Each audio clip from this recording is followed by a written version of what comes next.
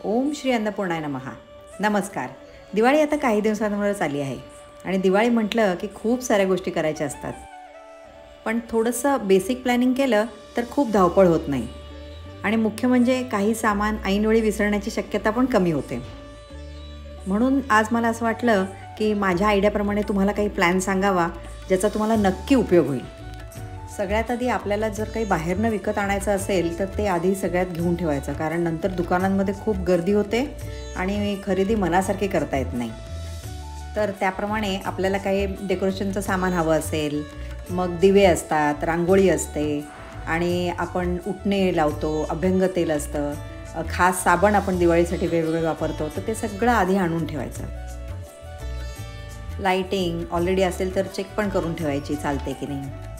यानंतर समजा गिफ्ट काही करायचं आहे, कपडे घ्यायचे आहेत, वस्तू घ्यायच्या आहेत, तर त्याची पण लिस्ट बनवून ते पण खरेदी करून टाकायची. मग पूजेचं सामान बघायचं.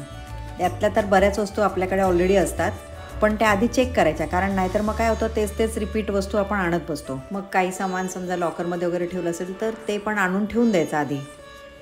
आता यानंतर महत्त्वाचं म्हणजे आपला आवडता दिवाळीचा फराळ. यासाठी आपण काय करायचं, एकदम बेसिक 5 पदार्थ जे आपण नक्की करणार असे पदार्थ चूज करून ठेवायचे. मी जनरली चिवडा, बेसन लाडू, चकली, गोड खारे शंकरपाळे, करंजी हे पदार्थ करतेच. मग त्यानुसार त्या पदार्थांना लागणारा किराणा आणून ठेवायचा आणि हे सगळे पदार्थ कपाटात एकच कप्पा करायचा आणि एकत्र तिकडे ठेवायचं, म्हणजे मग खूप शोधाशोध करावी नाही लागत आपल्याला. आता या पदार्थापैकी काही पदार्थ जसं की चिवडा आहे, बेसन लाडू आहे, चकली आहे, याला काही बेसिक तयारी पण लागते. तर मी काय करते, सगळ्यात आधी पोहे चिवड्यासाठी लागणारे पोहे चाळून त्याला 1 दिवस ऊन दाखवून ठेवून देते, म्हणजे चिवडा करताना ते लवकर भाजले जातात.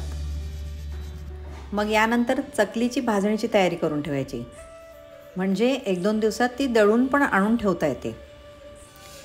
मग मी बेसन लाडूची तयारी करून ठेवते, कारण बेसन लाडूला काय आहे ना, तुम्ही तूप वगैरे घालून बेसन भाजून ठेवलं आणि नंतर पिठी साखर घालून लाडू वळलेत ना थोडंसं वरनं तूप सोडून, तरीसुद्धा काहीच प्रॉब्लेम येत नाही. तुम्ही हे असं बेसन अगदी 10-12 दिवस आधीसुद्धा भाजून ठेवू शकता आरामात. आणि बेसन भाजताना ना आधी कोरडंच बेसन भाजून घ्यायचं. छान त्याला रंग यायला लागला ना की मग तूप घालायचं, म्हणजे मग ते असं जास्त जड पडत नाही भाजायला आणि थोडं लवकर पण भाजलं जातं. हे बघा, हे किती छान असं मस्त भाजलं गेलं आहे. आता मी थोडीशी पिठी साखर पण दळून ठेवते आणि मग करंजीला लागणारं खोबरं खिसून ते थोडं भाजून ठेवायचं. आणि मग बाकीचं म्हणजे थोडंसं तीळ लागतात आपल्याला, खसखस लागते, ते थोडे भाजून ठेवून द्यायचे. खोबऱ्याचे काप करून ठेवायचे, वेलची पावडर करून ठेवायची. आणि आपण काही मध्ये फ्रेश गोड पदार्थ पण करतो, तर त्यासाठी पण काही ड्रायफ्रूट्स वगैरे लागतात, तर ते कट करून ठेवायचे. तर अशी ही माझी तयारी चालू आहे. तुम्हाला पण ह्या नक्कीच आवडलं असेल, याचा काहीतरी नक्कीच उपयोग होईल. आणि तुमच्याकडे पण काही नवीन अशा छान आयडिया असतील, काही प्लॅनिंग असेल तर मला नक्की कॉमेंट करून कळवा. आणि पुढच्या व्हिडिओत मी दाखवणार आहे एक नवीन पदार्थ दिवाळीचा, तर बघत राहा आरतीज मसाला डब्बा.